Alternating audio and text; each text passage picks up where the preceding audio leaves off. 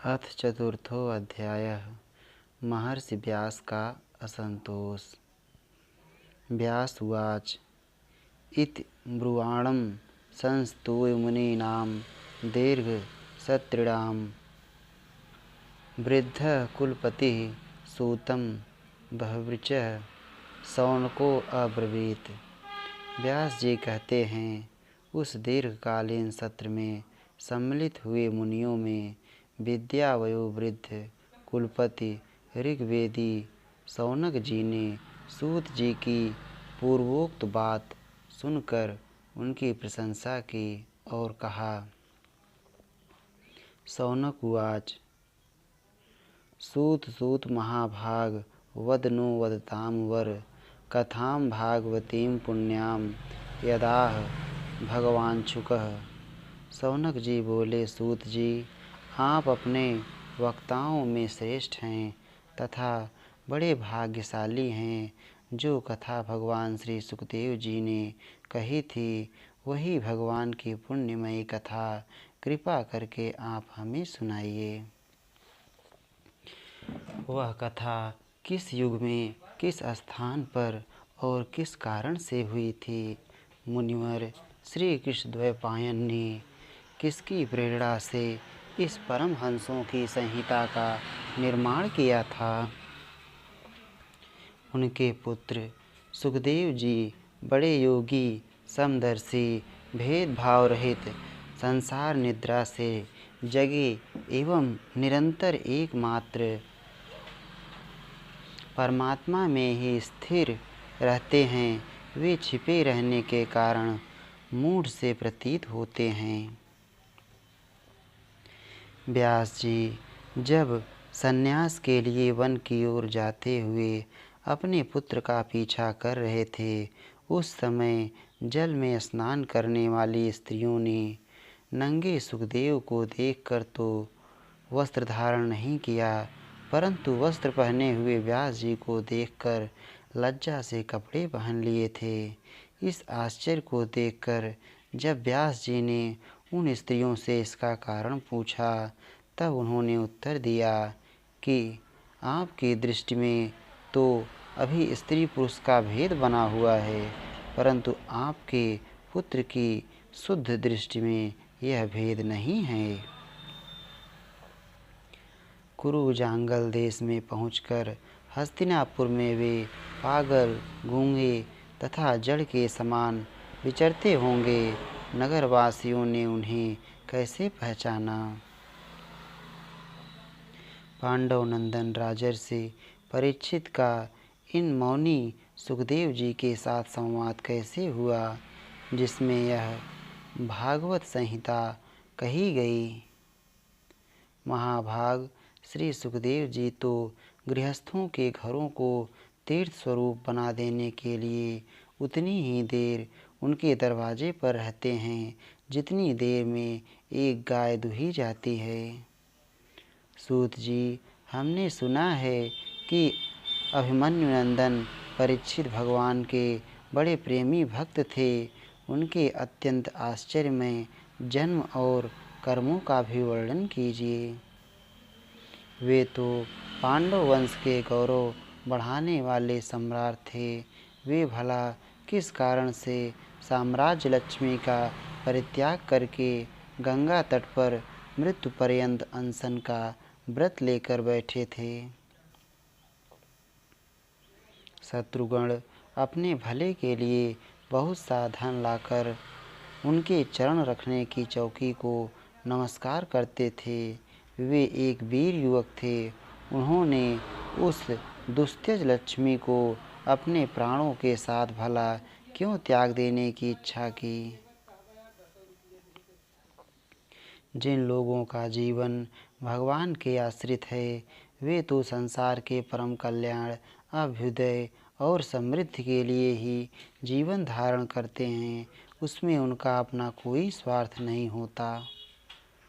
उनका शरीर तो दूसरों के हित के लिए था।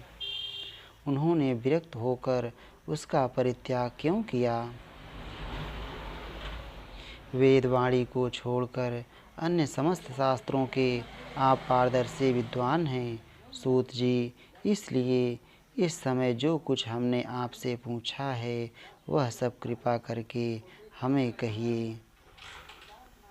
सूत जी ने कहा, इस वर्तमान चतुर्युगी के तीसरे युग द्वापर में महर्षि पराशर के द्वारा वसुकन्या सत्यवती के गर्भ से भगवान के कलावतार योगीराज व्यास जी का जन्म हुआ।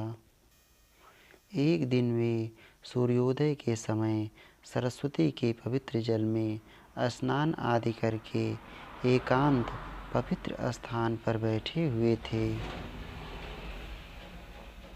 महर्षि भूत और भविष्य को जानते थे। उनकी दृष्टि अचूक थी। उन्होंने देखा कि जिसको लोग जान नहीं पाते, ऐसे समय के फेर से प्रत्येक युग में धर्म संकरता और उसके प्रभाव से भौतिक वस्तुओं की भी शक्ति का ह्रास होता रहता है। संसार के लोग श्रद्धाहीन और शक्ति रहित हो जाते हैं। उनकी बुद्धि कर्तव्य का ठीक ठीक निर्णय नहीं कर पाती और आयु भी कम हो जाती है।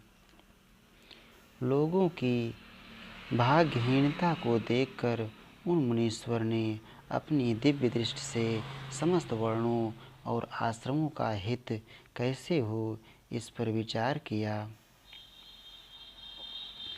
उन्होंने सोचा कि वेदोक्त चातुर्होत्र कर्म लोगों का हृदय शुद्ध करने वाला है।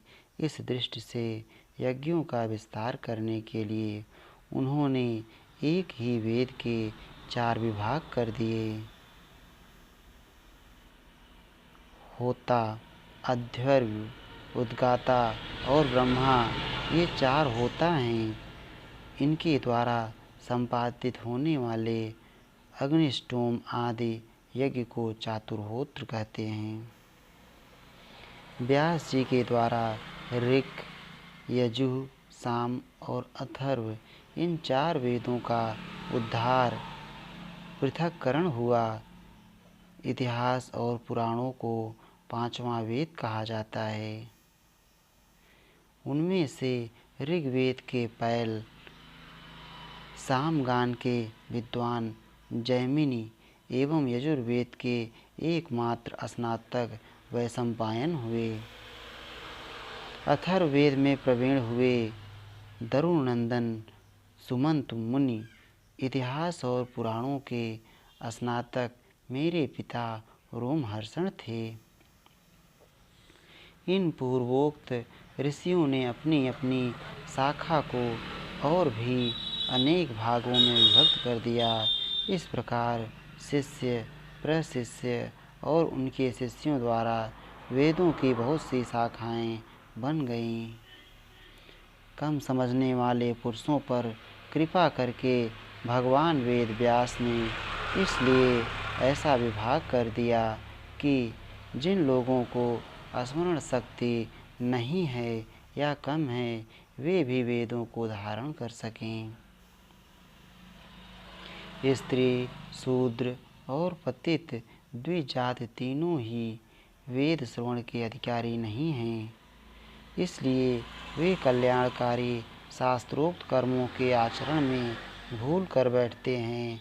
अब इसके द्वारा उनका भी कल्याण हो जाए, यह सोचकर महामुनि व्यास जी ने बड़ी कृपा करके महाभारत इतिहास की रचना की।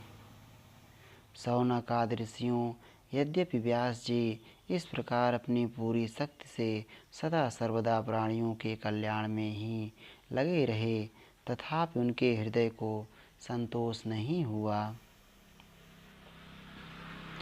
उनका मन कुछ खिन्न सा हो गया।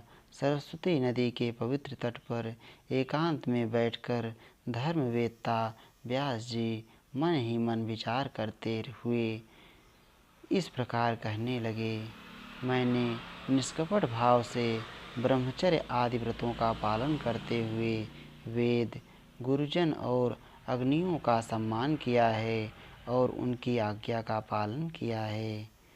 महाभारत की रचना के बहाने मैंने वेद के अर्थ को खोल दिया है, जिससे स्त्री शूद्र आदि भी अपने अपने धर्म कर्म का ज्ञान प्राप्त कर लेते हैं। यद्यपि मैं ब्रह्म तेज से संपन्न एवं समर्थ हूँ, तथापि मेरा हृदय कुछ अपूर्ण काम सा जान पड़ता है। अवश्य ही अब तक मैंने भगवान को प्राप्त कराने वाले धर्मों का प्रायः निरूपण नहीं किया है। वे ही धर्म परमहंसों को प्रिय हैं और वे ही भगवान को भी प्रिय हैं। हो ना हो, मेरी अपूर्णता का यही कारण है। श्री कृष्ण द्वैपायन व्यास इस प्रकार अपने को अपूर्ण सा मानकर जब खिन्न हो रहे थे, उसी समय पूर्वोक्त आश्रम पर देवर्षि नारद जी आ पहुँचे। उन्हें आया देख व्यास जी तुरंत खड़े हो गए। उन्होंने देवताओं के द्वारा सम्मानित देवर्षि नारद की विधिपूर्वक पूजा की। इति श्रीमद्भागवते महापुराणे पारमहंस्यां संहितायां प्रथमस्कन्धे नैमिषीयोपाख्याने चतुर्थो अध्यायः। श्री राधा वल्लभ लाल की जय।